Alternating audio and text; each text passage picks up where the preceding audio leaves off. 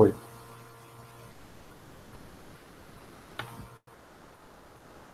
Ó, vamos começar aqui, gente. Eu pedi para vocês desenharem na aula 2 o processo de digestão na boca aqui na página 10, para quem achar que cabe, porque tem esse pedacinho aqui, ou na aula 11. Mas ainda vou fazer um desenho do estômago, então, que vai ficar aqui na aula 12. Só voltar aqui um pouquinho para explicar para vocês as atividades. Os desenhos da aula 1, como foi a nossa primeira aula, a gente não tinha apostila ainda, eu vou mandar para vocês fazerem aqui, além das anotações da aula, vocês podem fazer as anotações da aula aqui nessa primeira página. Nas páginas 5 e 6, eu vou mandar desenhos das estruturas químicas das quais nos alimentamos. Então, eu vou mandar a estrutura para vocês do amido, das gorduras, a estrutura, inclusive já tem nesse desenho que eu estou mandando para vocês hoje. Eu vou mandar eles aqui separadamente: amido, gordura, ácido nucleico e carboidratos, né, e proteínas, que é o que a gente precisa digerir de fato. Então vamos fazer isso aqui, né, além das anotações que vocês fizeram na primeira aula. A atividade que vocês devem fazer, preste atenção aqui nessa atividade. Ó. Essa cadeia de aminoácidos, se vocês repararem, isso aqui é uma cadeia de aminoácidos. Ó. Começa do aminoácido 1, que é a arginina, e vai até o aminoácido 209, que é a valina. O que eu quero que vocês entendam aqui, essa aqui é uma proteína muito famosa, é a beta-caseína, é a proteína do leite. Esses whey protein que a gente compra, tem essa proteína aqui isolada, ou essa proteína aqui hidrolisada. O que é hidrolisada? Quebrada em pedaços menores. Está vendo que ela é uma proteína enorme? A gente não absorve no nosso intestino proteínas, tá? A gente nunca absorveria no nosso intestino uma proteína desse tamanho, uma molécula formada por 209 aminoácidos em cadeia. Arginina, glutamato, leucina. Cada sigla dessa aqui representa um aminoácido. Vocês vão ver que eles podem estar repetidos. Olha aqui, ó, glu, glutamato, glutamato. O que eu quero que vocês entendam aqui desse desenho. Isso é uma proteína completa, só que ela está cheia de... Ela é formada, né, por uma sequência de aminoácidos. No total, são 209 aminoácidos que formam ela. Eu quero que vocês diferenciem nessa tabela aqui, ó, quais aminoácidos ela tem que são essenciais e quais são não essenciais. Nós vamos falar disso lá na aula de fígado, mas eu já quero que vocês pesquisem. Uma pesquisa tranquila na internet, vocês vão descobrir o que é aminoácido essencial. Essencial, já vou dar uma dica, porque ele tem que estar na nossa alimentação, porque a gente não produz. Não essencial são aminoácidos, pode anotar aí já, ó, quem tiver com a apostila. Quem são os não essenciais? São os aminoácidos que a gente não precisa ter na dieta, porque o nosso fígado produz. Então, vamos supor, não comi o aminoácido fulano de tal. Não tem problema, meu fígado produz ele. Agora, alguns desses aminoácidos que estão aqui, ó, são essenciais. Ou a gente se alimenta deles, ou a gente vai acabar morrendo, porque o nosso organismo não consegue produzi-los e eles são essenciais à vida. Eu quero que vocês pesquisem para descobrir quem são os aminoácidos essenciais, vai colocar eles de cá, e quem são os não essenciais. A gente tem 20 aminoácidos no total. Desses, uma parte é essencial, a outra parte é não essencial, ou seja, o nosso fígado produz. Os essenciais a gente não produz. Então, vocês vão descrever esses aminoácidos aqui, colocar a sigla, né, que vocês vão ver que cada um deles tem uma sigla. Inclusive, aqui na apostila já tem isso. Ó, deixa eu facilitar a vida de vocês. Lá nos slides que eu mandei, lá no módulo fígado, o slide, deixa eu ver se ele tem número aqui. Olha só que moleza. Esse slide aqui, que é o slide 98, 98 no meu, mas acho que um de vocês vai estar com uma numeração diferente. Esse slide aqui, ó, lá no módulo hepático, fígado, no finalzinho dos slides de vocês, ó, um dos últimos. Aqui estão todos os aminoácidos, ó, a estrutura química deles e o nome, ó, alanina, glicina, isoleucina, leucina, e a sigla logo abaixo, ó, leu, pro, val. eu quero que vocês identifiquem, ó, aqui ele já está te mostrando, ó, os essenciais tá com um círculo fechado, e os não essenciais estão com um círculo fechado, e os essenciais, que são aqueles que precisam estar na dieta, estão com um círculo tracejado, tá bom? Vocês vão separar eles aqui nessa tabela, para vocês conhecerem quem são os essenciais, quem são os não essenciais, e vão contar quantos que tem na famosa beta-caseína, que é base dos nossos whey proteins aí da vida, tão populares, né, tão caros. Quero que vocês olhem na proteína do leite, quantos aminoácidos do tipo essencial ela tem e quantos do tipo não essencial ela tem. Vocês vão chegar à conclusão se ela é mais rica em aminoácidos essenciais, que a gente precisa, ou aminoácidos não essenciais, que a gente não precisa consumir porque nosso fígado produz. Então, eu quero que vocês façam essa contagem. Ah, como é que é isso, professor? Vai contar aqui, ó. Arginina, uma. Vai seguindo a proteína. Até você achar a próxima. Ó, arginina de novo, duas. Vai marcando, né? Para você não ter que ficar perdido depois. Arginina, vai contando. Até chegar no final, a arginina tem 8, por exemplo. 8 argininas da beta-caseína. Agora vamos ver o glutamato. Glu. Vai contando os glutamatos. E lembra, de primeira coisa é por listar de cá os não essenciais e de cá os essenciais. A sua conclusão vai ser se ela tem mais essenciais ou mais não essenciais. E se ela tem BCAAs, que são os de cadeia ramificada. Então tem que pesquisar também quem são os BCAAs, quem são os aminoácidos de cadeia ramificada. Dos 20, só 3 são aminoácidos de cadeia ramificada, viu? Só 3 desses aqui são de cadeia ramificada. Os demais não são.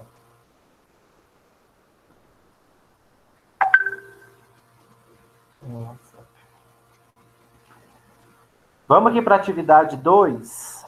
Atividade 2, gente, está mostrando para vocês 2 triglicerídeos.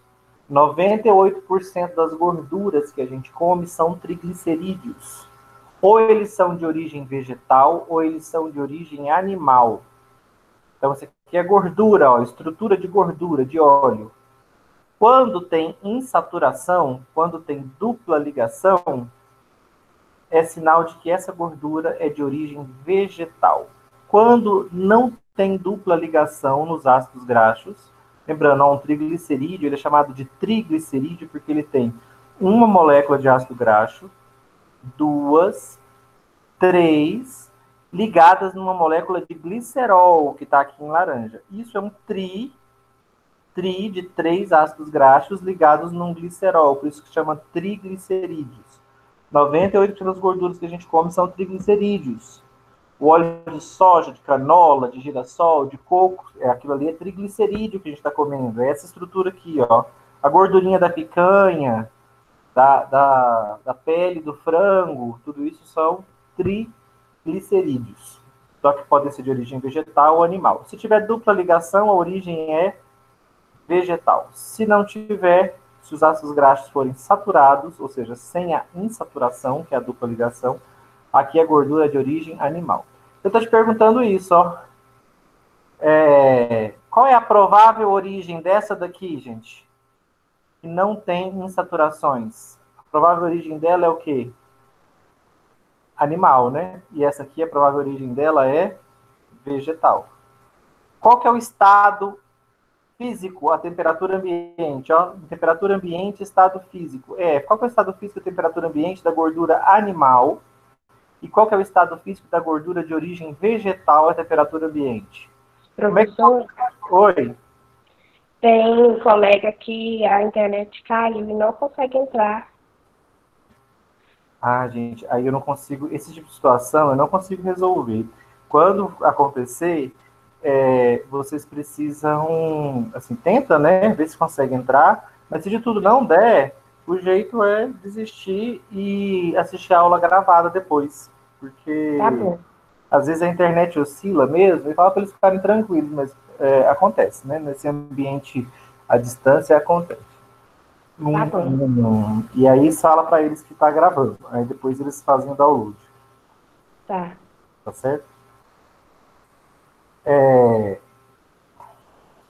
Ó, então, o estado físico da gordura de origem vegetal à temperatura ambiente é líquido, né, gente? O azeite é líquido à temperatura ambiente, o óleo de soja, de canola. E a gordura animal, como é que ela é à temperatura ambiente? Ela é sólida, né? Lembra da gordura da picanha, do cupim? São sólidos à temperatura ambiente. GS é o grau de saturação. Qual que é o grau de saturação aqui, gente? Aqui é saturado, né? Aqui já é insaturado. Eu tenho 2 ácidos graxos insaturados, com duplas ligações. Então aqui é insaturado. Qual que é a forma absorvível, gente? Eu quero que vocês separem. A forma absorvível disso daqui, eu não absorvo essa molécula desse tamanho. Eu tenho que quebrar aqui, ó. Lembra que eu falei que eu tenho que quebrar essa ligação? Eu tenho que separar o ácido graxo do glicerol.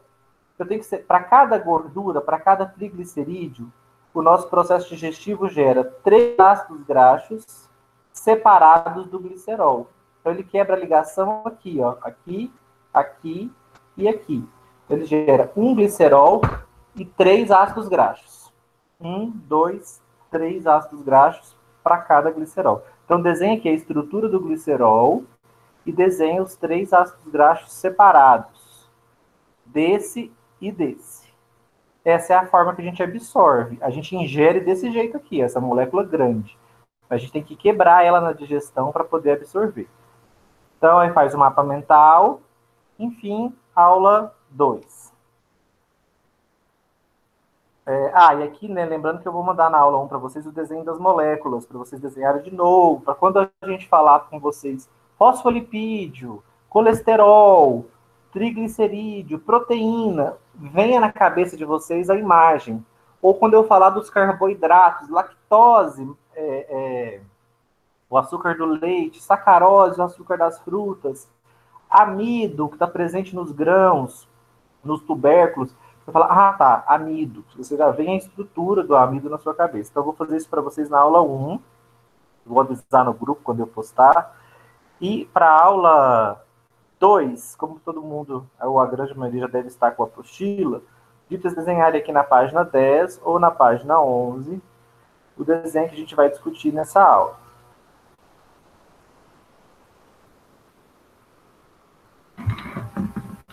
Nós começamos, terminamos a nossa aula passada, falando que a digestão é um processo de quebra dos alimentos, que vai começar na boca, que vai passar por todas as estruturas do trato gastrointestinal, e quando esse alimento já foi completamente digerido, as sobras desse processo digestivo vão ser eliminadas pelo ânus na forma de fezes.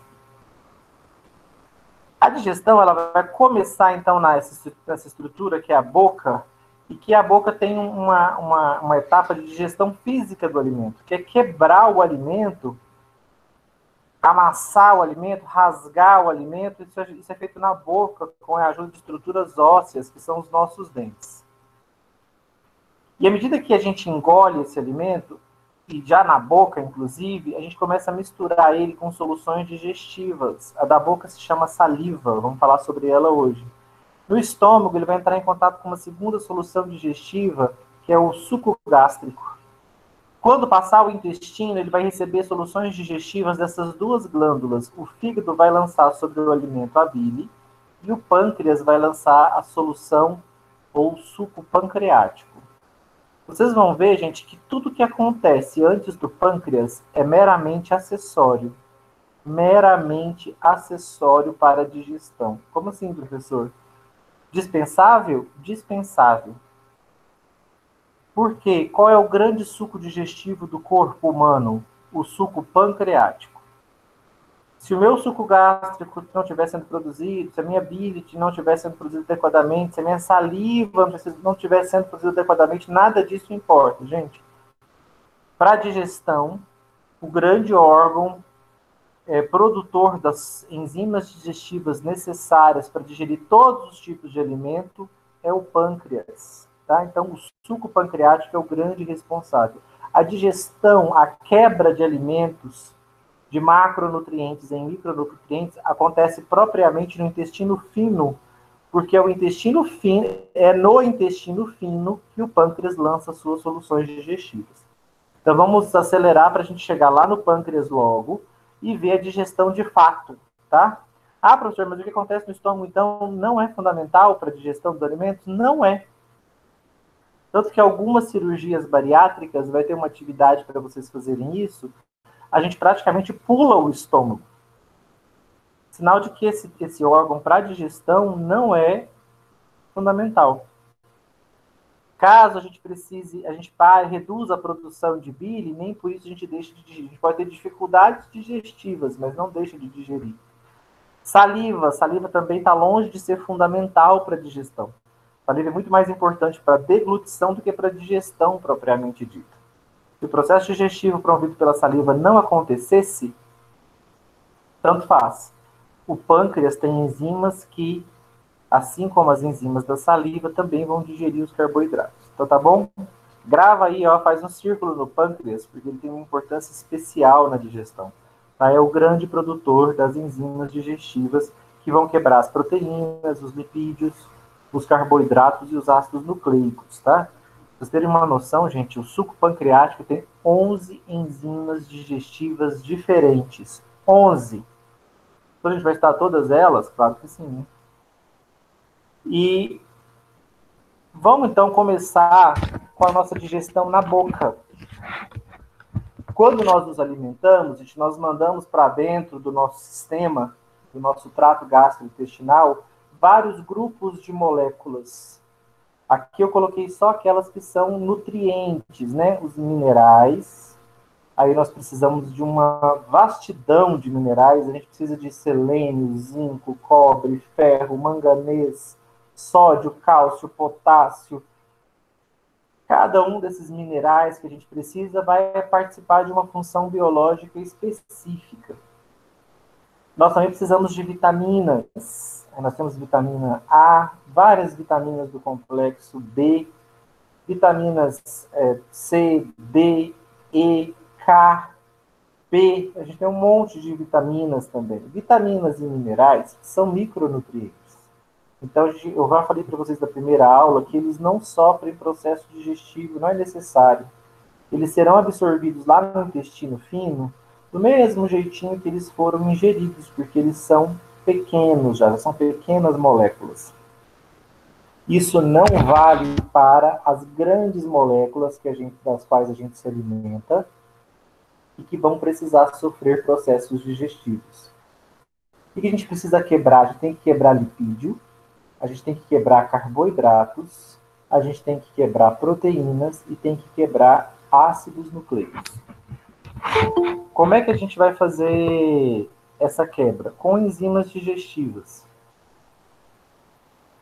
Vocês vão ver que a gente tem diversas enzimas digestivas para quebrar essas moléculas.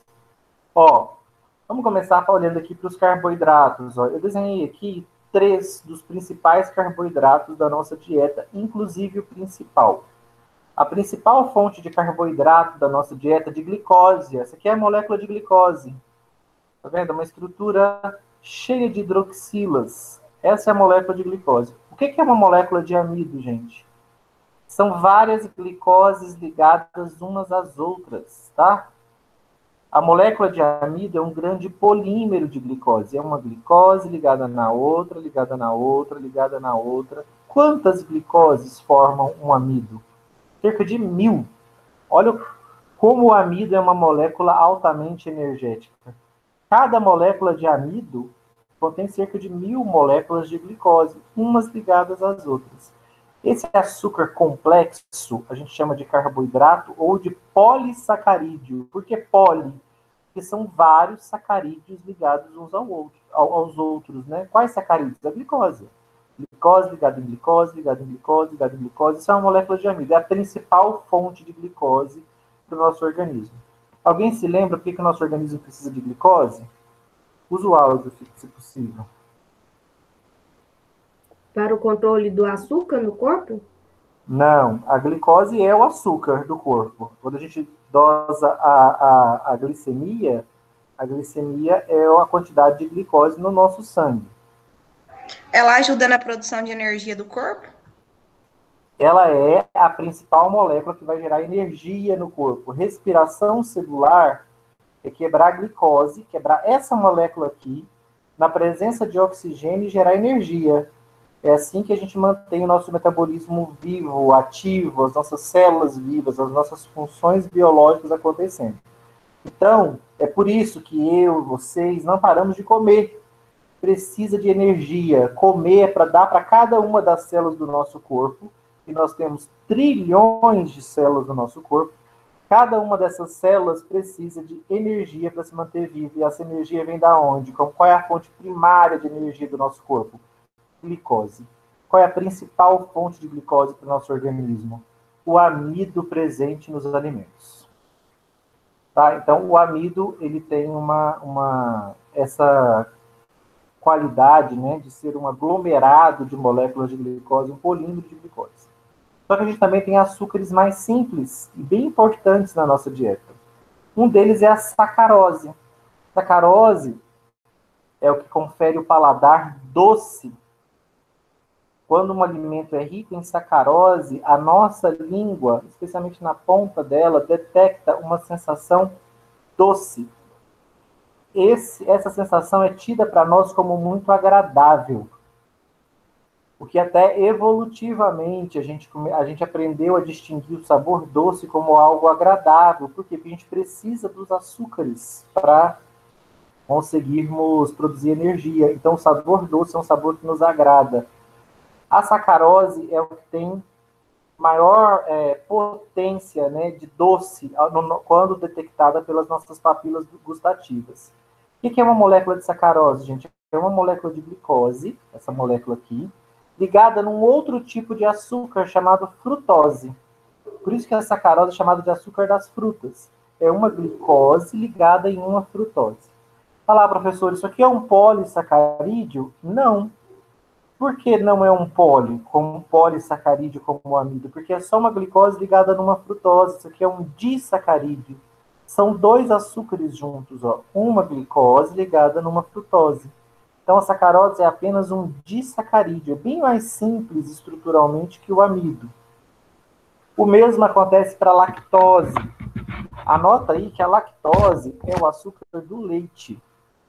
Então, o leite é uma secreção produzida nas glândulas mamárias de mamíferos. Né? Tanto nós, na espécie humana, né, nas fêmeas, né, não que os machos não possam produzir, mas só produzem quando tem algum distúrbio. O usual é que as fêmeas dos mamíferos sejam capazes de lactar, produzir leite nas glândulas mamárias. Esse leite tem um açúcar, uma glicose ligada em uma galactose, tá? Glicose ligada em galactose. Se quiser pôr gal aqui, ó, em vez de só G, põe gal, AL também aqui no final. Vocês lembrarem que a lactose é glicose ligada em galactose. São dois açúcares, a glicose ligada num outro açúcar, a galactose, formando o disacarídeo lactose, o açúcar do leite. Esses são, gente, todos eles precisam ser quebrados, tá? Então, o que é digestão de carboidratos? É quebrar cada uma dessas ligações glicosídicas, separar uma glicose da outra. Aqui, ó, o que é digerir sacarose? É separar a glicose da frutose. O que é digerir lactose? É separar a glicose da galactose. Porque elas só são absorvidas no intestino separadas, e não na forma de disacarídeos, muito menos na forma de polissacarídeos. Eu não vou absorver isso aqui. Proteínas. Não, vou falar primeiro da segunda fonte de energia. Lipídios. A primeira fonte de energia são os carboidratos. Mas o nosso corpo, sabendo que nem sempre a gente pode ter uma oferta de alimentos, o nosso corpo estrategicamente guarda energia de reserva. Essa energia de reserva, ele guarda na forma de triglicerídeos. Então, a gente tem triglicerídeos de origem animal, que são saturados, ó, 3 ácidos graxos ligados num glicerol, saturados, sem dupla ligação. E nós temos triglicerídeos insaturados, ó, com duplas ligações nos ácidos graxos, que são de origem vegetal. Então, quando a gente ingere gorduras vegetais líquidas à temperatura ambiente ou gorduras animais sólidos em temperatura ambiente, nós estamos ingerindo essas moléculas aqui, ó, triglicerídeos, que vão precisar ser quebradas, né? Nós temos que separar os ácidos graxos do glicerol para conseguir absorver. A gente anota aí, ó, 98% dos lipídios que a gente ingere na dieta, ou seja, quase tudo, são triglicerídeos, ou gorduras animais, ou gorduras vegetais. Tá? 98%. Quais? Aí os outros 2%, professor, que tipos de gordura que são, se não são triglicerídeos? 1% são ésteres de colesterol. Olha aqui uma molécula de colesterol. Eu colori em rosa essa estrutura central. Está vendo que tem 1, 2, 3, 4 anéis? Isso aqui, gente, é o núcleo esteroidal. Tá? Essa molécula a gente chama de... Todas as moléculas que têm essa estrutura, a gente chama de esteroides. Porque, ó, A, B, C, D. Ela tem esses 4 anéis organizados dessa forma. O colesterol possui essa estrutura, e por isso o colesterol é também um esteroide. O nosso corpo, a gente vai usar colesterol para produzir hormônios esteroidais. Alguém sabe o nome de algum hormônio produzido a partir do colesterol? Alguém já ouviu falar de hormônios esteroidais?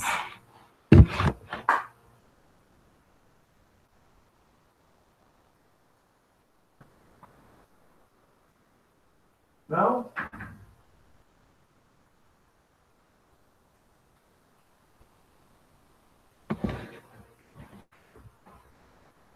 Não, gente? Repete a pergunta, por favor. Hormônios esteroidais. Alguém já ouviu falar?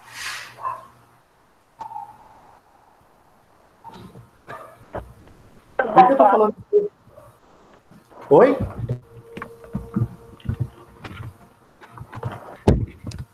Testosterona, drospirerona.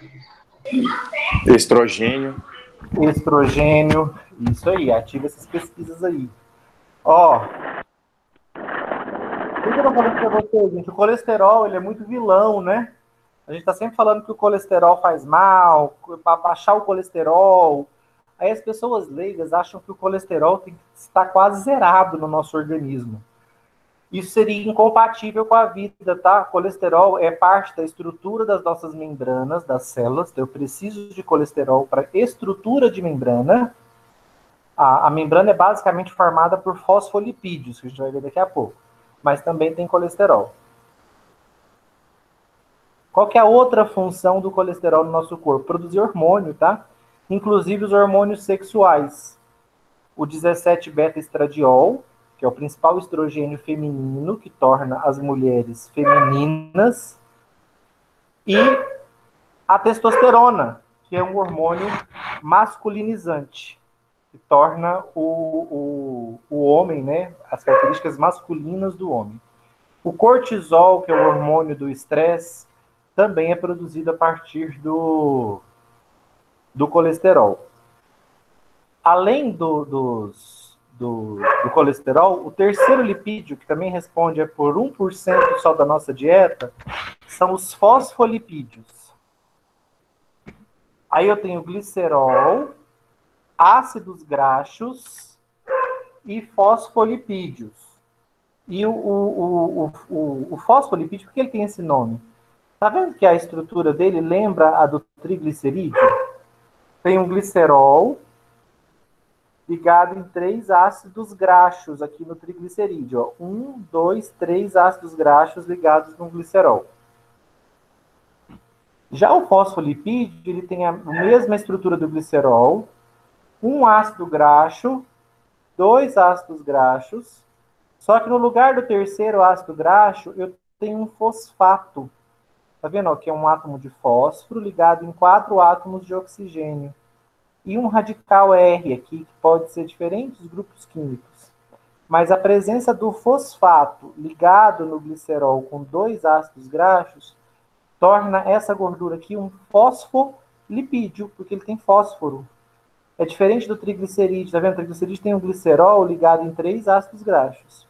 O fosfolipídio não. Só tem 2 ácidos graxos ligados no glicerol E onde deveria estar o terceiro ácido graxo tem um fósforo, um fosfato, tá?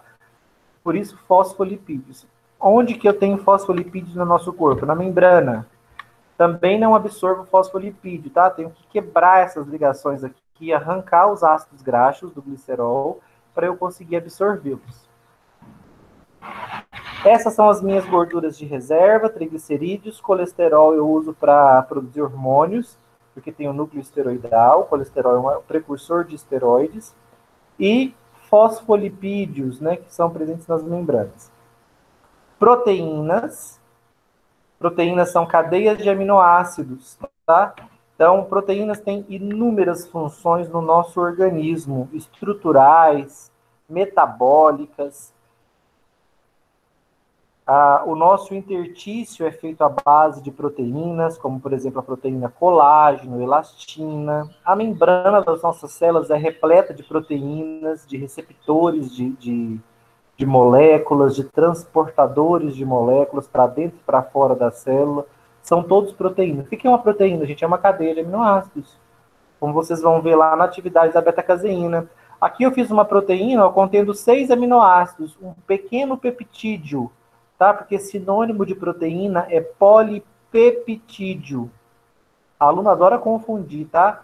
Carboidratos complexos como amido são polissacarídeos. Proteínas são polipeptídeos, tá? Polipeptídeos de proteína. Aqui, ó, essa proteína que eu desenhei hipotética aqui, ela só tem 6 aminoácidos. Alanina, ligada em tirosina, ligada em cisteína, ligada em glutamato, ligada em triptofano, ligada em valina. Pronto, uma proteína de 6 aminoácidos. Eu consigo absorver essa molécula aqui no meu intestino? Nunca. Eu tenho que quebrar cada uma das ligações peptídicas. Eu tenho que separar esses aminoácidos. O que o meu organismo consegue absorver? Os aminoácidos separadamente. A alanina, a tirosina, a cisteína, separados, mas não ligados na estrutura de uma proteína. Então, quando você suplementa com albumina, ela é uma grande proteína, você tem que quebrar ela. Quando você toma beta-caseína do leite, tem que quebrar ela também, né? Porque eu falei que a beta-caseína tem 209 aminoácidos lá na atividade. Eu vou absorver os 209 aminoácidos separadamente. Nunca consigo absorver a beta-caseína inteira. Ela é muito grande. Por fim, gente, nós nos alimentamos de células, né?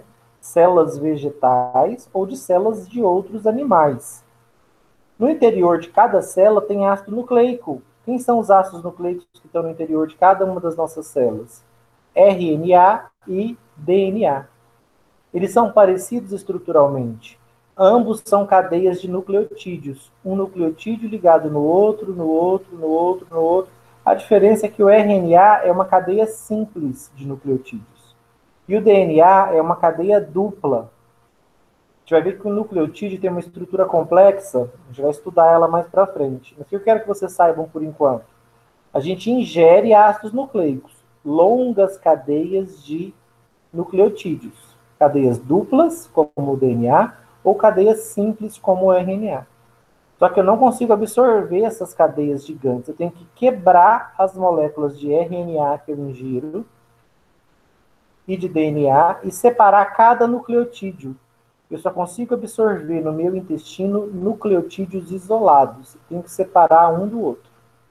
Tá? Tem que quebrar essas cadeias e separar esses nucleotídeos. Quando a gente se alimenta, a gente já está comendo isso aqui tudo junto e misturado. Por isso que os nutricionistas sempre aconselham que a gente tenha uma dieta variada, né? Que o prato tenha várias cores, porque quando você está comendo diferentes alimentos, de diferentes origens, aumenta a riqueza, a diversidade dessa quantidade de nutrientes que você está comendo. Então, você consegue comer vitaminas, uma grande diversidade de minerais e todos esses 4 grupos aqui de alimentos.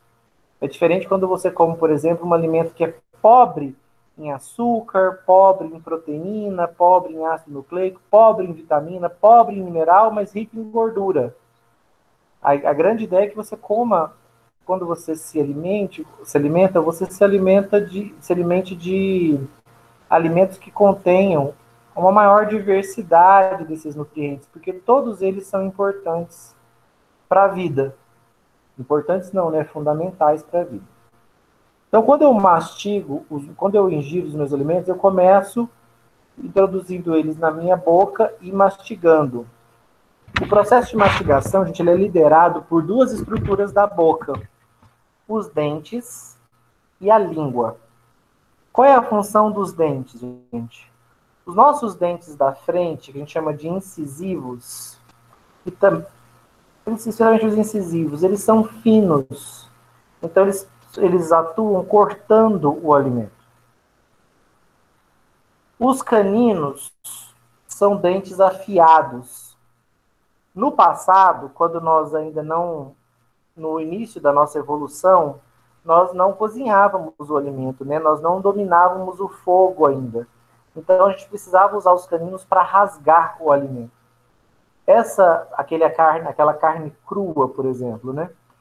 Com as fibras bem firmes, como as feras fazem, né? Atualmente, os leões, as onças, que se alimentam da carne crua, precisam do canino ali afiado, da presa, para poder rasgar.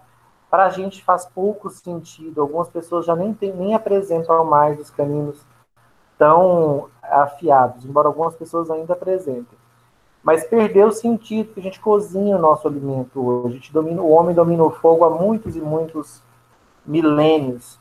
Então, de lá para cá, os caninos perderam sentido. Os pré-molares, e especialmente os molares, são dentes mais grossos e mais chatos. Eles ficam no fundo da boca. Esses pré-molares e molares, mais achatados, eles têm a função de amassar o alimento. Então, mastigar, gente, é cortar, rasgar e amassar o alimento. A gente corta com os incisivos, rasga com os caninos, e lembro que isso já perdeu um pouco o sentido, né? Porque hoje nós cozinhamos o alimento. Então, basicamente, a gente corta o alimento com os incisivos e amassa com os molares. Enquanto a gente faz... Oi? Professor, Oi? eu tenho uma pergunta. Por que a gente precisa ingerir os ácidos nucleicos? Para manutenção dos nossos ou para ajudar na divisão celular? Tipo, qual assim, o motivo? Para crescer é o motivo. A gente só cresce, para a gente crescer, a gente tem que dividir células. Vou te dar um exemplo de um tecido que nunca para de crescer. Sua pele, por exemplo, ela está sempre se multiplicando, gerando novas células. Mas para uma célula sua, da pele, gerar uma nova célula da pele, ela precisa primeiramente duplicar o seu material genético. Ou seja, ela tem que duplicar o seu DNA. Ela só consegue fazer isso se ela tiver um aporte de nucleotídeos. Porque para ela construir, para ela dobrar o seu material genético, para ela dobrar o seu genoma e depois sofrer mitose, ela vai precisar de um aporte de nucleotídeos. De onde vieram esses nucleotídeos? Da dieta. Se o cabelo continuar crescendo, a sua unha continuar crescendo, você precisa de material genético. Para reparar uma lesão, você precisa multiplicar suas células. E aí, sempre que uma célula se divide, antes de se dividir, ela dobrou o seu material genético. Você deve ter visto mitose no ensino médio, e também deve ter visto no primeiro bimestre. Sim, entendi. Ela tem que sofrer mitose. Então, ela vai precisar desses nucleotídeos para dobrar o seu genoma e depois sofrer mitose. Certinho, então. Obrigado. O que vocês me diriam, gente, que são funções da língua no processo digestivo? Sempre que eu faço essa pergunta em sala, começa uma risaiada, vai ser coisa de mentes. Paladar, tato, deglutição. Paladar. Paladar de que forma? O que a língua tem a ver com paladar? Porque é a capacidade de sentir os gostos, doce e amargo. Isso, a língua tem estruturas, gente, chamadas papilas. Viram que eu desenhei aqui uma papila, um botãozinho amarelo? Sim. Uma papila, gente, é uma estrutura onde existem células sensoras, sensores químicos. O que esses sensores detectam? Detectam sabores. Então, detectam o salgado. A gente já vê que tem 4 sabores principais e um quinto que as papilas detectam. A gente vai falar deles daqui a pouco. Então, papila é uma estrutura que detecta sabor. E quem que detecta sabor na papila?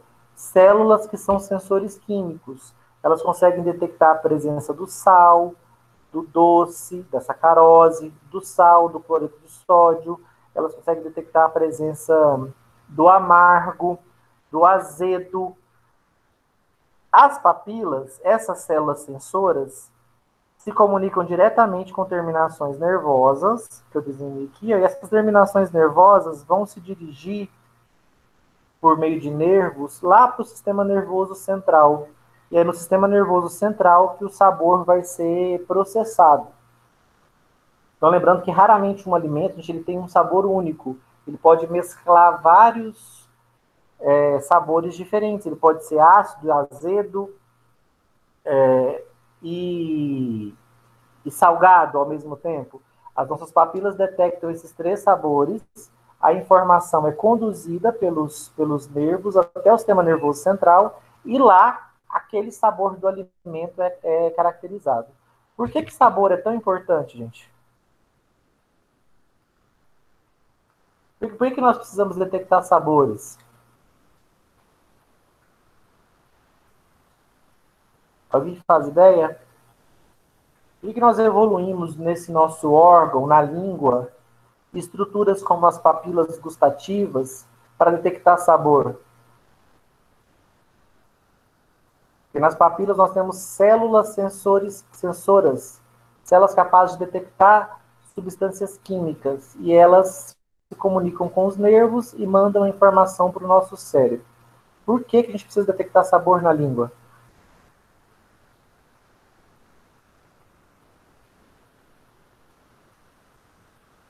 Para o organismo conseguir saber quando a gente está ingerindo alguma coisa? Para o cérebro conseguir captar o que a gente está sentindo? Também não. Seria tipo como proteção, tipo para saber o que você está comendo? Para saber o que você está comendo, especialmente para saber o que você deve comer e o que você não deve. Já reparou quando você... O que te faz... O que te toma... Você põe um leite na boca e a hora que você põe na boca você percebe que ele perdeu, que ele azedou. Como é que você percebe que ele azedou? Se você pôs na boca, não foi por causa do cheiro, né? Você nem percebeu o cheiro, você já mandou na boca. A hora que você põe, você cospe. Cuspiu por quê, aquele leite perdido? Porque você causa tem do sabor. Você sente que ele não tá bom, né? Isso, o sabor, gente, ele nos ajuda evolutivamente, né, ao longo da nossa vida, a selecionar o que é saudável e o que não é. Se nós não detectássemos sabor, nós comeríamos muita coisa podre, muita coisa perdida. Isso poderia até mesmo nos matar, provocar intoxicações alimentares graves. Então, mesmo que o olfato nos falhe, né, a gente esteja, por exemplo, com o nariz entupido, numa sinusite, por exemplo, numa rinite, o paladar vai nos ajudar a distinguir o que é bom do que é ruim. E aí ele tem, no caso dos seres humanos, e também dos animais, uma característica de nos ajudar ao longo da vida a selecionar o que a gente gosta do que a gente não gosta. E aí é uma percepção muito individual, né? Especialmente na espécie humana. O paladar ele é treinado, ele é educado, isso é muito impressionante. A gente pode, ao longo da vida, sofisticar o nosso paladar, deixar ele mais sensível, mudar as nossas percepções. Tem fases da vida que a gente, dependendo de como você é criado, por exemplo, se na sua família introduziram o doce muito cedo e evitaram o amargo, você é uma pessoa que vai ter muita resistência ao amargo. Mas se, por exemplo, se na sua família, isso é muito comum hoje em dia, né? As mães estão criando os filhos na primeira infância sem apresentar o açúcar e o sal. Então essas crianças, diferentes de nós, de gerações anteriores, que somos muito viciados em coisas salgadas e doces, para eles isso não vai acontecer muito, porque o paladar deles não foi construído dessa forma. Eles aprenderam a comer sem doce e sem sal.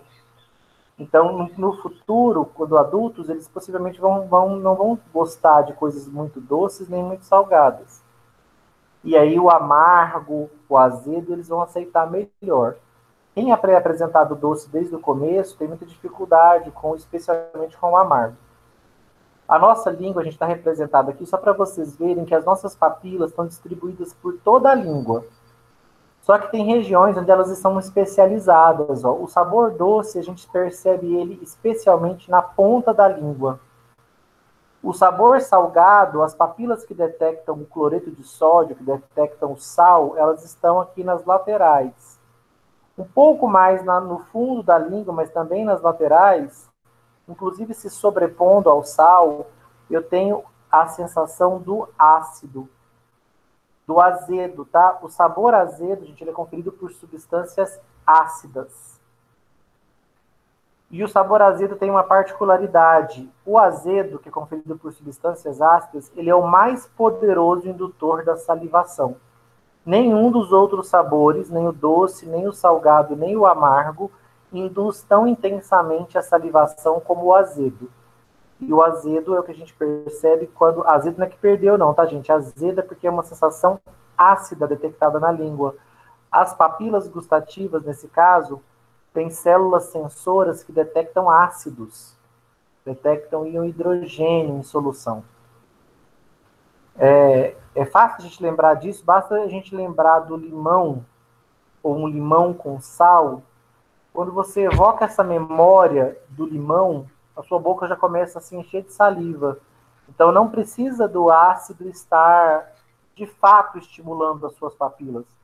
Basta a memória do sabor azedo para estimular a sua salivação de uma forma bem mais intensa que os demais sabores. O sabor amargo está no fundo da língua. As papilas que detectam amargo estão no fundo da língua. Por isso que quando a gente ingere um alimento que é amargo, o amargor a gente sente ele lá no fundinho da boca, lá atrás, né? Porque é onde, na base da língua, que estão as papilas gustativas que detectam o sabor amargo das substâncias que a gente se alimenta. E por fim, gente, o umami. O umami, gente, é um sabor especial. Está bem no centro da nossa língua, e o umami significa delicioso. O que as minhas papilas estão detectando nessa região? Elas estão detectando o aminoácido glutamato.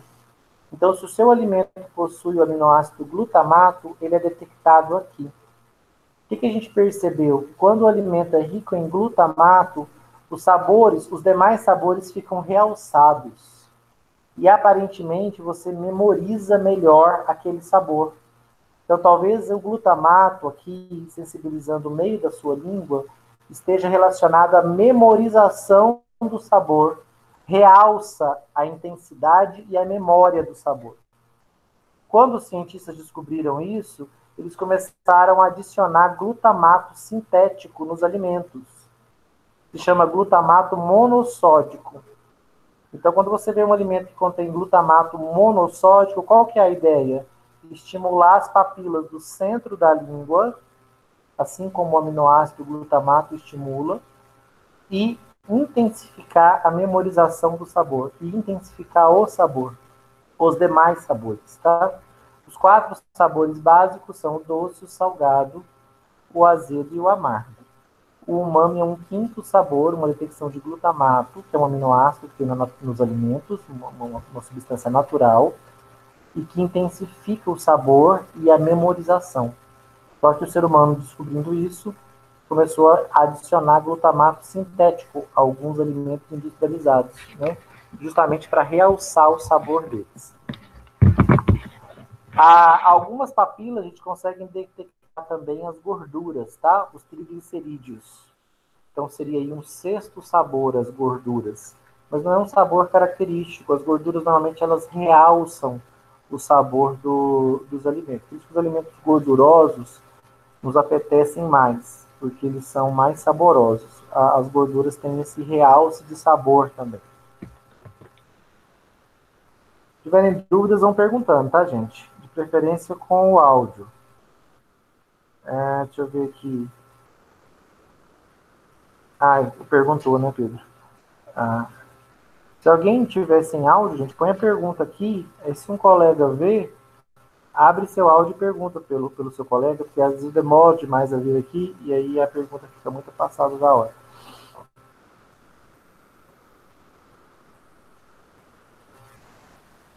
Aqui eu falei um pouco dos dentes, deixa eu mostrar aqui, ó, no slide, né? Nossa boca aberta, ó, a nossa língua, né? Aqui detecção do doce, aqui na lateralzinha do salgado, mais aqui o azedo, né? O ácido, lá no fundo o amargo e aqui no centro o umami, né? A detecção de glutamato. Aqui das células sensoras, elas detectam a substância na superfície da língua. E aqui embaixo da língua, né, embaixo da superfície da língua, partem vários nervos, várias terminações nervosas vão se reunindo em nervos e levam essa informação lá para o sistema nervoso central. Que a gente chama de céu da boca, né? É o nosso palato duro, nosso palato mole. Esses são os nossos incisivos, ó. Temos 4 incisivos que cortam o alimento, são bastante finos e afiados. Esses são os nossos caninos, os nossos 2 premolares e os nossos 3 molares, tá? Olha só como eles são mais largos e mais chatos do que os incisivos. O objetivo deles é amassar o alimento.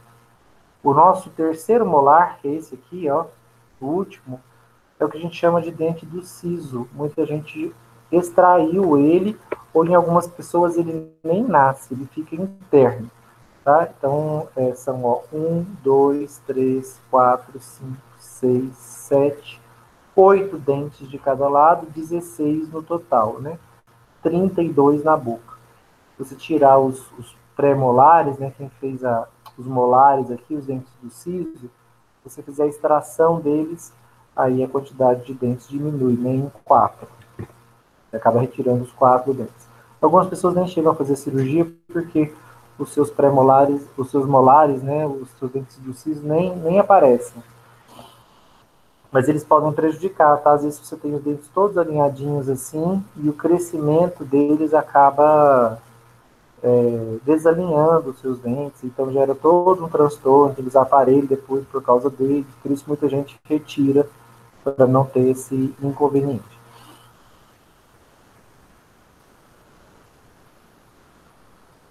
Ó, à medida que a gente vai mastigando, então, a gente falou que a nossa língua tem uma primeira função, sabor. Só isso, gente. O que mais que a língua pode fazer durante a alimentação? Uma outra função digestiva da língua. Enzima, professor, processo da ensalivação ali para facilitar a digestão ali? A enzima está na saliva, não é função da língua. O que a língua faz dentro da boca da gente? Ela não se movimenta? Movimentação do alimento. Empurra o alimento, ajuda nisso. Ela mistura, ela ajuda a misturar o alimento. Lembra que a gente tem que cortar o alimento na frente e amassar atrás. Como é que esse alimento se movimenta dentro da boca? É a língua que faz isso. Ela leva ele lá pro molar, leva para o lado direito, leva para o lado esquerdo, então ela ajuda a movimentar o alimento. E ao ajudar a movimentar o alimento, ela também ajuda a misturá-lo com a saliva. E a saliva vai ter algumas propriedades importantes. Por fim, gente, uma outra função da língua, além de detectar sabor, além de misturar o alimento, é deglutir. Por que a língua tem uma função de deglutir? A gente posiciona, depois que você considera que você já deve engolir, que você já mastigou o suficiente, a língua posiciona o alimento sobre ela e ela empurra ele para trás, em direção à faringe. Tá? Então, a língua que empurra o alimento para trás. A primeira etapa da deglutição é um movimento da língua, empurrando o alimento contra o palato mole. Ele vai lá para trás e aí, a partir daí, o alimento começa a escorrer em direção ao esôfago. E aí, já fora do nosso controle, né, do nosso controle voluntário. Então, língua tem funções aí na deglutição, tem função na detecção de sabor, tem função na mistura do alimento, tá?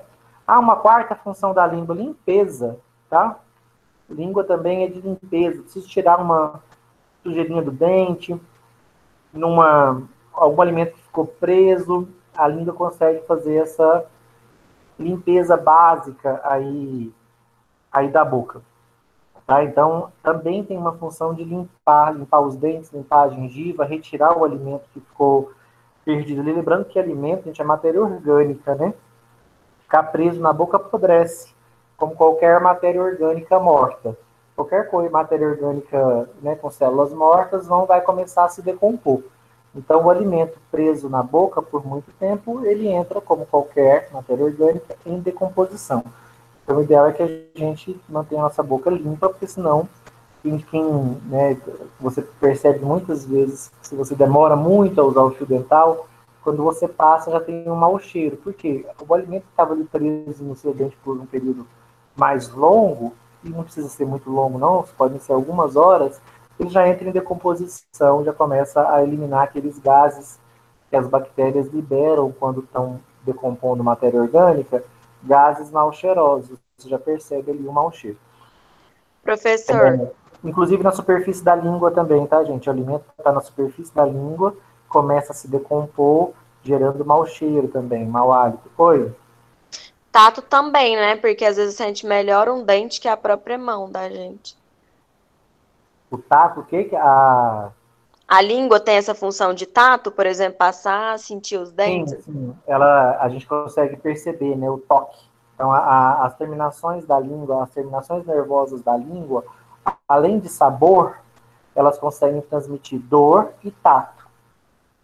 Tá? Então, a gente consegue perceber o contato, né, da língua, dor, inclusive temperatura, né? Se a temperatura estiver muito elevada ou muito baixa, ela sensibiliza as terminações nervosas de dor, e a gente começa a sentir dor na boca. E aí a gente ou cospe o alimento para fora, se estiver muito quente, ou muito frio, gerando lesão na língua. Então, as sensações que a língua transmite são muitas, né? Sabor, dor, tato, ela consegue detectar variações de temperatura, de pressão. Então, as terminações, a língua é uma estrutura muscular bastante inervada, tá? Rica em nervos. E essa informação é levada para o sistema nervoso central. Para nosso sistema nervoso central estar informado de tudo que está entrando no sistema, né? Tudo que está entrando no trato gastrointestinal. Quem informa é a boca, é a língua, tá? Quem informa o sistema nervoso central do que está sendo inserido no organismo, né, é o sistema nervoso central. E é dele que vem a resposta, tá? Engolir ou cuspir. É o sistema nervoso central, a gente quando chegar lá vai ver isso, é ele que comanda os nossos movimentos. Então é ele que vai decidir. Opa, isso tá bom? Vamos engolir. Isso, vamos mastigar e engolir. Isso tá ruim? Não, vamos cuspir isso para fora, porque pode ser nocivo para o organismo. Na boca, uma solução digestiva é produzida, e essa solução digestiva ganha um nome, saliva. A saliva é produzida, gente, por 3 glândulas anexas à boca.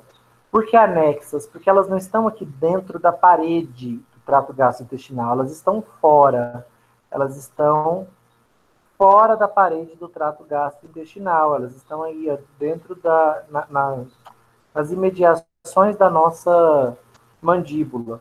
A gente tem duas grandes glândulas, né, salivares, que são as glândulas parótidas.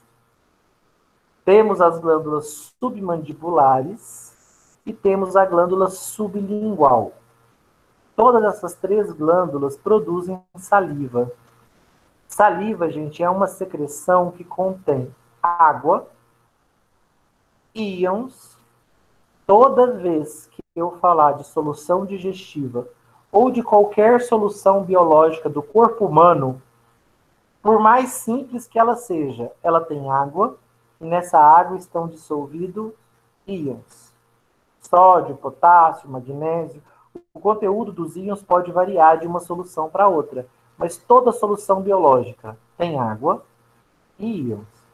Se eu perguntasse para você qual é a constituição da saliva, você fala, não sei. Não pode deixar em branco. Tem que pôr pelo menos água e íons. Da lágrima, coloca água e íons. Urina, água e íons. Não importa qual é a solução, ela tem que ter água e íons. O que diferencia uma solução biológica da outra são os tipos de íons e as outras substâncias presentes. No caso da saliva, ela tem 2 proteínas importantes. Além da água e dos íons, a saliva tem uma proteína chamada mucina e uma proteína chamada pitialina. Não sei se todo mundo entendeu essa palavra, que ficou pequenininho, mas se ficou ruim, corrija aí. Se você escreveu errado, corrija aí. Pitialina, P-T-I-A-L-I-N-A. Pitialina, P mudo. Então, a saliva é constituída por água, íons, mucina e pitialina. E ela é produzida onde? Nas glândulas salivares, sublingual, submandibular, parótidas.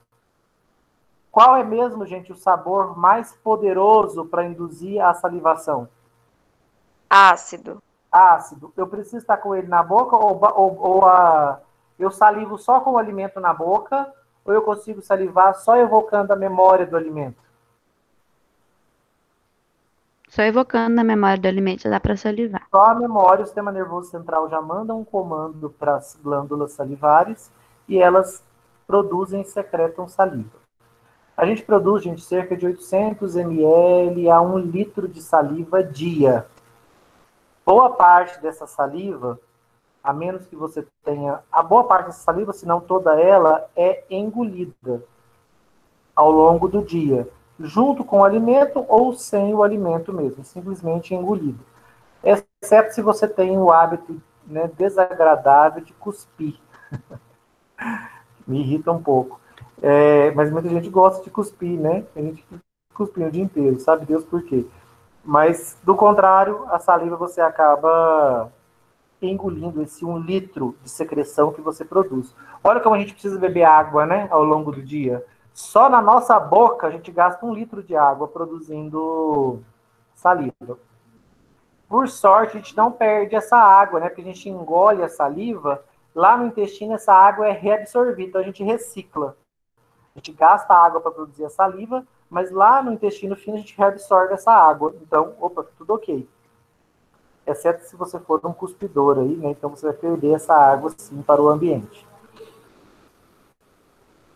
Vamos falar sobre características da saliva, gente. Saliva possui mucina. A mucina, a gente deixa a nossa saliva com uma característica que é típica da saliva. A mucina é uma proteína que deixa a saliva grudenta. Mas eu não quero grudenta, não. Grudenta é um termo muito popular. Eu quero um termo mais técnico. Como é que vocês dariam um nome para a saliva, o fato dela ser pegajosa, grudenta? Me dá um termo mais técnico.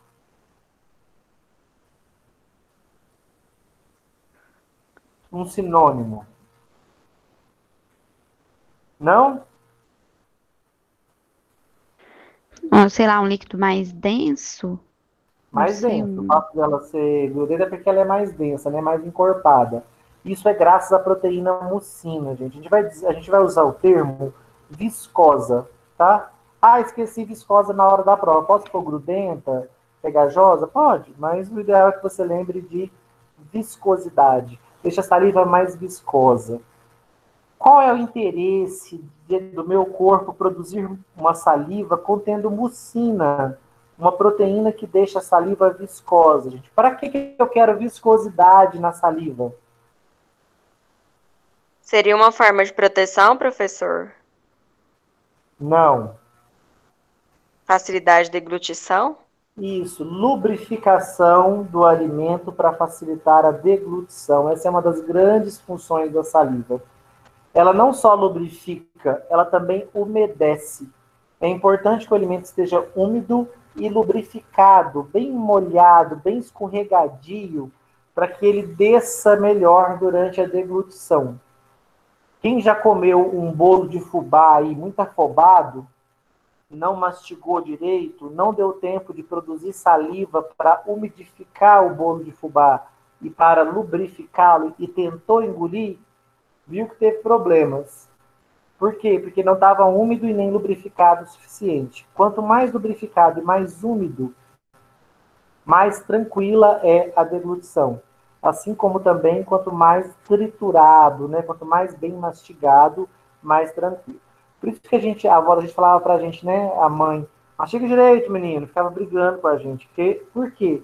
Enquanto você está mastigando ali, a mastigação, o alimento vai entrando em contato com a língua, os sabores são estimulados, a sua salivação é aumentada. Essa salivação vai ali, a saliva vai misturando com o alimento, deixando ele bem úmido. Enquanto você está mastigando, ele vai ficando cada vez mais triturado. A trituração já ajuda o alimento a liberar os seus próprios líquidos, o que ajuda a umedecê-lo também. Alguns alimentos não têm líquidos praticamente, né? Uma farinha, por exemplo. Então não adianta, você vai depender exclusivamente da sua saliva para umedecer. E aí você conseguir engolir. Então, saliva tem a mucina presente na saliva, é uma proteína lubrificante, tá? Que deixa a saliva viscosa, que lubrifica o alimento. A água ajuda a umedecer o alimento e permite a deglutição. Professor, por que na saliva tem íons? Gente, um dos motivos de ter íons na saliva é que alguns desses íons têm um fraco poder antisséptico, tá? Então a saliva funciona como uma solução antisséptica bem fraquinha, mas antisséptica. Então existem íons antissépticos na saliva que ajudam a controlar a população microbiana da boca. Então água umedece, íons com função antisséptica e mucina para lubrificar. E por fim, gente, a pitialina. A pitialina é a enzima digestiva da saliva. Por isso que a digestão química começa na boca, porque a saliva é rica em pitialina. Todas as glândulas produzem pitialina, mas a parótida é a principal produtora de pitialina. A pitialina é uma enzima, é uma proteína que quebra quem? Amido. O que a pitialina vai fazer com o amido? Vamos ver?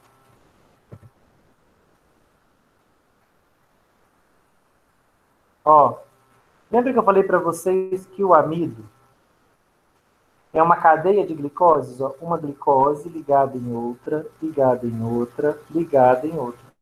Um amido tem cerca de 1000 repetições de glicoses. Aqui só tem 4, né? Mas aumenta aqui para 1000. Ó, uma glicose ligada na outra, na outra, na outra. O que a pitialina faz?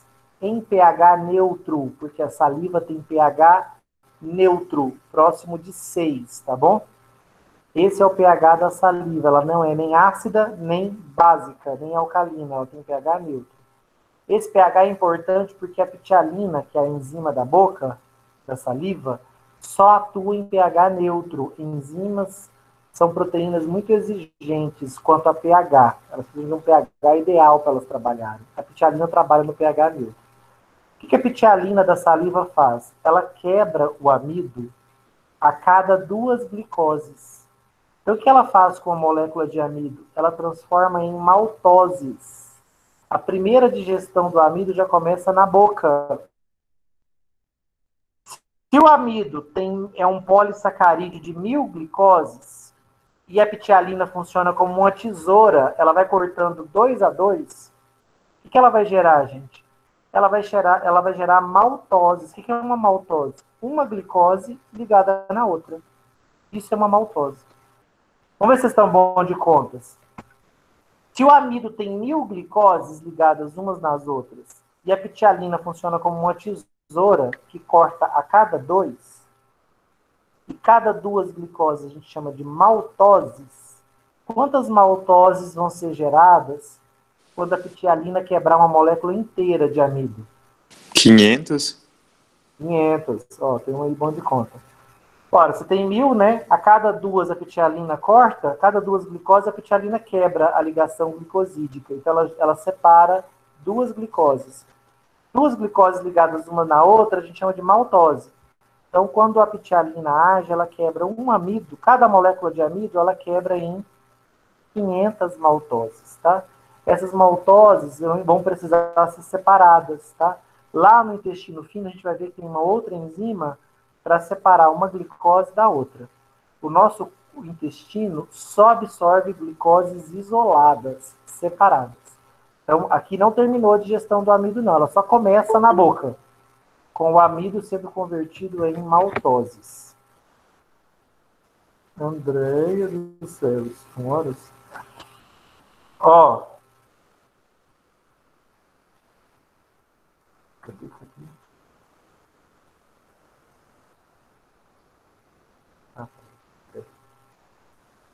Então, vamos ver aqui, ó. Saliva, 800 ml dia. Já falamos disso. A 1 litro. Produzido por essas 3 glândulas, olha o tamanho da parótida, onde ela fica, né? Mais atrás aqui na nossa... Essa região, atrás dos nossos molares, tá vendo? Mais próximo aqui da orelha. Submandibular, embaixo da mandíbula, e sublingual. Lubrifica e umedece. Quem lubrifica? A mucina. Quem umedece? A água. Limpa a boca. Tem atividade antisséptica, ó, íons tiocianato e enzimas proteolíticas. Então tem íons com propriedade antisséptica, tem até o nome do íon aqui. Aqui está a estrutura, né, de uma glândula salivar, só para vocês conhecerem, tudo isso aqui são células glandulares, produzindo ar, liberando aqui no ducto, ó, aqui dentro da glândula, está liberando água, íons, mucina e pitialina. A mucina é um lubrificante, deixa a saliva viscosa, e a pitialina é uma amilase. Por que ela é uma amilase? Ase é porque é enzima, amilo significa amido. O que é uma amilase? Uma enzima que quebra amido. A pitialina é uma amilase, uma enzima que quebra amido. Quebra amido em quê? Em maltoses. Essa é a quebra, né? Ô, professor, Oi. e o que acontece, por exemplo, a boca não estiver com o pH adequado, no caso 7? E aí ela não vai quebrar esses amidos porque a pitialina só age nesse pH neutro, né? O que acontece? Esses carboidratos, no caso esse amido, vai se iniciar ali a quebra totalmente ali no intestino delgado? Ó, a pitialina aqui, ó, ela consegue converter normalmente numa pessoa que mastiga bem, 40% do amido já é convertido em maltose na boca. 40% só. Então, mesmo que você mastigue bem, não vai ter uma quebra completa do amido na boca, não. Ah, professor, eu não mastigo bem, não. Eu só dou umas 3 mordidinhas ali e já engulo. Nem deu tempo da pitialina agir. Nesse caso, gente, quem é que vai digerir esse amido todo? Quem que eu falei que é o grande suco digestivo do corpo? O pâncreas. Suco pancreático. Tá? Então, lembra que eu falei que a digestão na boca é desnecessária? Se eu não estiver produzindo saliva adequadamente, estiver desidratado, ou estiver mastigado muito depressa, ou o alimento estava muito ácido ou muito básico, como eu falei para vocês, as enzimas são muito exigentes. Num pH excessivo, ácido demais ou alcalino demais, a pitialina não atua. Ela demanda pH neutro para ela agir. Então, nesses casos, vai ficar a cargo de uma outra amilase que eu tenho. A pitialina é uma amilase salivar, produzida na boca, pelas glândulas salivares. Então, é a amilase da saliva. Lá no pâncreas, eu tenho uma amilase pancreática, para quebrar esse amido que eu não quebrei na boca, tá bom? Para a gente finalizar, vamos falar de deglutição. Gente, engolir é um ato voluntário ou involuntário? Voluntário. Voluntário. Por que é voluntário? Quem sabe explicar o que significa ser voluntário? Porque você escolhe. Se você não quiser, você não engole. Isso, você escolhe quando, se engole ou não, e quando engole. Então, isso é um ato voluntário. E muitas vezes o aluno fala para mim, não, engolir é involuntário. Eu falo, calma lá. Você está mastigando ali, de repente o alimento some da sua boca, escorreu para a sua garganta? Não. Você vai mastigando e fala, não, agora tá ok, estou pronto para engolir. E aí você posiciona o alimento sobre a língua e empurra ele para trás. Essa é a primeira fase da deglutição, gente. É uma etapa que acontece na boca e é voluntária. Por quê? Porque quem que comanda essa etapa da deglutição? A língua. E a língua é um músculo voluntário. Ela mexe de acordo com a nossa vontade. Ser voluntário significa que obedece à minha vontade. Acontece quando eu quero. E vocês vão perceber em fisiologia que nós temos músculos que obedecem à nossa vontade e tem músculos que agem independente da nossa vontade, que são involuntários, são controlados pelo sistema nervoso, mas independente da nossa vontade. No caso da língua, é de controle voluntário. Então, quando a gente decide engolir, ela empurra o alimento contra o palato e ele vai em direção à faringe. A segunda etapa, gente, a faringe é o fundo da nossa boca, né? Ali na base da língua. A faringe, da faringe para frente, o nosso trato gastrointestinal, lembra que eu falei que o trato gastrointestinal é uma tubulação que vai ter 10 metros de comprimento da boca até o ânus? Gente, da faringe para baixo, essa tubulação se contrai independentemente da nossa vontade. Ela se contrai por movimentos involuntários, é musculatura lisa. A gente chama esses movimentos de peristalse. Vamos falar deles na próxima aula. Então, esse movimento, o movimento peristáltico, foi involuntário. E ele começa na faringe e ele vai até o reto. Movimentos que não dependem da nossa vontade. Depois da faringe, ele passa para a parte superior do esôfago, onde ele começa a descer, ajudado pelo peristaltismo, que são as contrações involuntárias do nosso trato gastrointestinal, do tubo. O nosso trato gastrointestinal, ele é um tubo, mas é como se ele fosse um tubo vivo, né? Ele se contrai e relaxa, ele se mexe. A gente até ouve os barulhos desse movimento. Além disso, quem ajuda a descida do alimento durante a deglutição é a gravidade, se você estiver de pé. Por isso que muitas vezes deitado, você pode acabar tendo dificuldades para deglutir, porque a gravidade ajuda na descida do alimento. Então, deglutir, o ato de engolir os alimentos, ocorre em 3 etapas. A primeira é voluntária, na boca, comandada pela língua. A segunda é faríngea e a terceira é esofágica. Todas elas involuntárias. É a onda peristáltica, é o peristaltismo que empurra o alimento para baixo, ajudados pela gravidade, se você estiver de pé. Reparem, gente, que aqui, ó, olha que interessante. A nossa boca dá num ducto comum com as fossas nasais. Tá vendo que ó, a fossa nasal e a boca terminam num ducto comum. Essa região comum, a boca e a narina, é chamada de faringe. Tá? A faringe tem contato tanto com as fossas nasais, com o ar que vem do nariz, como com o alimento que vem da boca. Estamos terminando já aqui, gente. Só para vocês verem aqui no desenho que eu fiz isso, ó. Então, pelas fossas nasais vem o ar. E da boca vem o alimento. E tudo aqui você tem a faringe. O alimento e o ar descem juntos aqui, ó. Só que o caminho deles é distinto. Quando há alimento, o alimento desce para o esôfago. Quando há ar, o ar vem para a laringe. Reparem que a ponta da laringe é fechada por uma estrutura chamada epiglote. A epiglote é uma portinha da laringe, gente. Por quê? Quando o alimento está descendo, foi deglutido e está descendo pela faringe, a epiglote fecha a laringe para o alimento descer direto para o esôfago. Se a epiglote não existisse, o alimento desceria e cairia parte no esôfago e parte viria para a traqueia. Pode acontecer de eu ter um problema na minha epiglote e parte do alimento vir para a minha traqueia? Pode. É quando eu engasgo, né? Quando o alimento fica preso, bloqueando a minha via respiratória.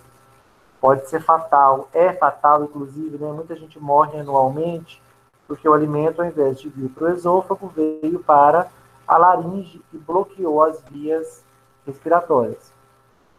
Quem tem filho, né, quem for ter filho, vai passar altos sufocos, porque a criança, muitas vezes, acaba com o alimento, a epiglote não fecha corretamente aqui a laringe, o alimento vem para a traqueia, bloqueia a respiração e a criança começa a sufocar, né?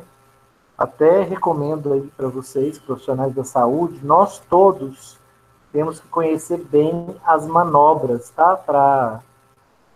Para desbloquear as vias aéreas bloqueadas por alimento. Quem não conhece, baixa vídeo aí no YouTube especialmente criança, tá? Com a criança você tem que ter cuidado. Tem gente que machuca a criança na hora de tentar desbloquear.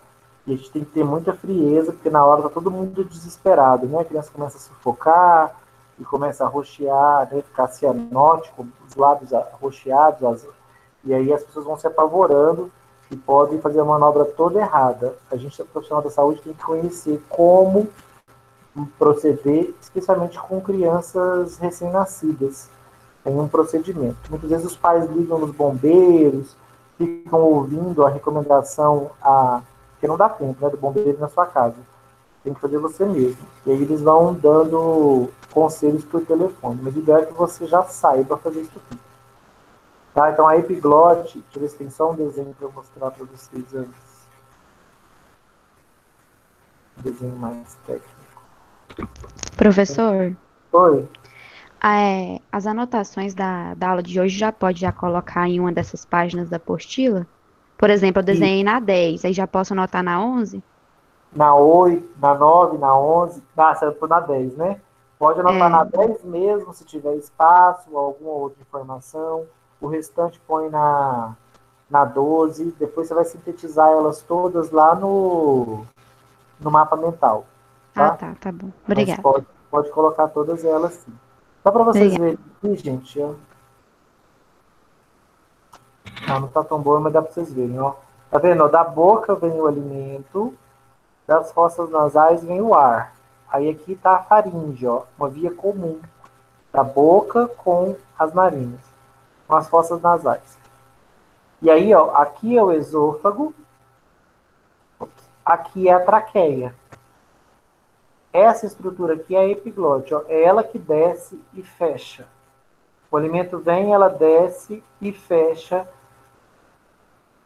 a faringe, a laringe, para o alimento não vir para cá. Isso pode virar. E dentro, logo no início da faringe, a gente tem as cordas vocais. Quando o ar passa por essas estruturas, elas vibram e geram a nossa voz. E os diferentes timbres, né, que a gente alcança. Porque é o ar passando pelas cordas vocais, na faringe. E a epiglote é uma porta. Quando eu como camarão e sou alérgico, a estrutura que incha é isso aqui, ó. A epiglote, ela incha, essa estrutura toda incha e bloqueia a entrada de ar. Por isso que, pelo inchaço dessa estrutura, ela deixa de abrir e fechar. Ela fica inchada, então ela obstrui a entrada do ar e eu sufoco. Certinho, gente? Era isso. Dúvidas? Professor, Oi. qual